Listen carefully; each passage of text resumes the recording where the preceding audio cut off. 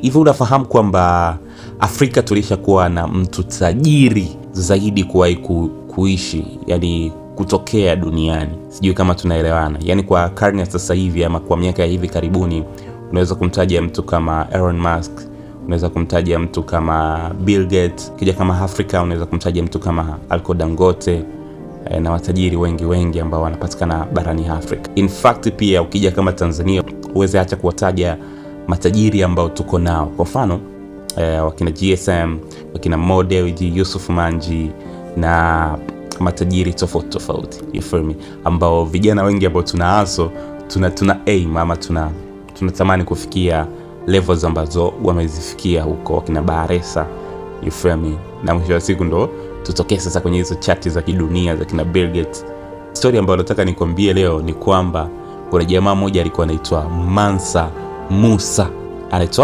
Mansa Musa. Oya, huyu jamaa alikuwa tajiri zaidi kuwahi kuishi duniani. Unaambiwa kwamba yeye alikuwa ni mfalme wa dola ya Mali. Hiyo inakadiriwa kuwa katika karne ya 14. Sasa ni takriban kama mwaka 1312 mpaka mwaka 1337. Na huyu jamaa alitajwa mara nyingi kama tajiri zaidi kuwahi kuishi duniani.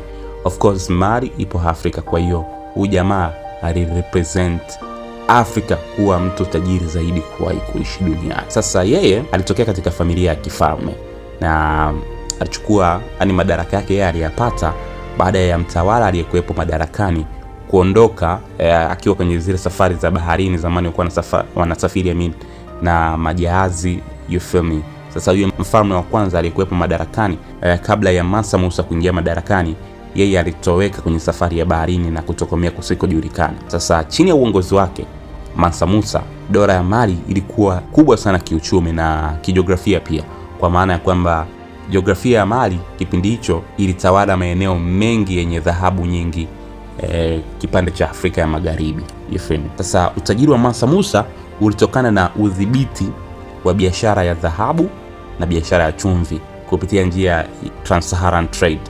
Kwa hiyo zile routes za biashara za dhahabu na chumvi, huyu jamaa aliweza alitumia nguvu kubwa sana kudhibiti zile biashara, na inasemekana Mali ilizalisha sehemu kubwa sana ya dhahabu ambayo ilikuwa inapatikana duniani kwa kipindi chote kile. So kutokana na udhibiti, alikuwa akidhibiti zile dhahabu ambazo zilikuwa zinapita kwenye Trans-Saharan trade. Lakini kumbuka nimekuambia hapo mwanzo kwamba Mali kijiografia ilitawala maeneo ambayo yalikuwa yana dhahabu nyingi Afrika ya Magharibi. Kwa hiyo ilifanya Mali izalishe sehemu kubwa ya dhahabu ambayo ilikuwa inapatikana duniani kwa kipindi hicho. Kwa hiyo jamaa alikuwa ana stock kubwa nyingi sana ya dhahabu. Lakini utajiuliza huyu jamaa alikujaje kuwa famous, yani kuwa maarufu na watu kujua kwa kipindi kile kwamba huyu jamaa ni tajiri, ana dhahabu nyingi? In fact zamani hakuna, kwenye karne hizo hata mitandao ya kijamii haijawa innovated kama sasa hivi ambavyo tunaweza tukaenda kuangalia kwenye blogs mbalimbali, kwenye chats mbalimbali tukajua kwamba kwa mfano matajiri wetu hawa kina Bill Gates, wakina Elon Musk wanamiliki nini, vitu gani ambavyo vinawafanya kuwa matajiri, ni tajiri namba ngapi. Tunaweza tukasearch na tukaangalia hivyo vitu. Sasa kitu ambacho kilimfanya huyu jamaa afahamike na kuwa maarufu, unaambiwa ilikuwa ni safari yake ya kwenda Maka, mji wa Maka. Hiyo safari bana ilimfanya ajulikane sana duniani. Hii ilikuwa ni kutokana na jamaa kusafiri na maelfu ya watu, ikiwa ni pamoja na askari, watumishi na wafanyabiashara mbalimbali ambao walikuwa nao kwenye ule msafara wake kwenda Maka. Na kitu kingine ambacho kilimfanya awe famous kwenye ule msafara ambao walikuwa nao kuelekea Maka, alikuwa na ngamia wa kutosha, au ngamia walikuwa wamebeba dhahabu nyingi sana. Na alipofika kipande cha Misri kwenye ile safari yake kwenda Maka, alitoa zawadi ya dhahabu kwa utawala wa pale Misri kwa kiwango kikubwa sana. Sasa ile zawadi ambayo alitoa pale kipande cha Misri, stock ilikuwa kubwa ya zawadi ambayo alitoa pale Misri. Sasa hiyo ikafanya dhahabu ishuke thamani kwa muda huo, kwa sababu dhahabu ilikuwa kama imezagaa fulani kutokana na jamaa kugawa ile dhahabu alipokuwa njiani kwenda Maka.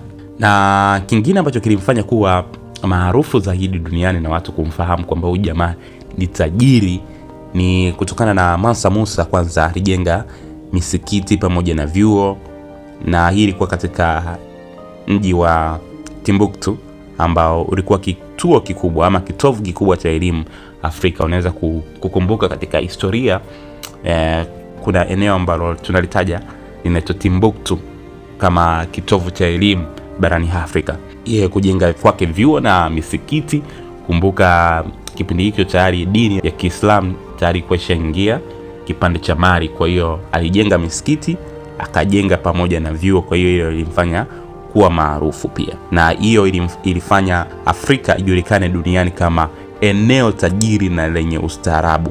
In fact, watu hawataki kutaja story hizi kwa sababu vitabu vingi ambavyo tulikuwa tunavisoma kutoka ugaibuni vilikuwa vionyesha Afrika kama sehemu tajiri ama kuwa na dola ambazo zilikuwa na nguvu kama dola aliyokuwa akiongoza Mansa Musa kule kipande cha Mali. So in fact, Afrika tulikuwa blessed kitambo hiko, na sasa hivi still bado tuko blessed.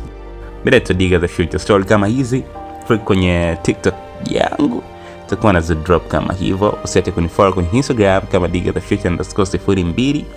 I'm out.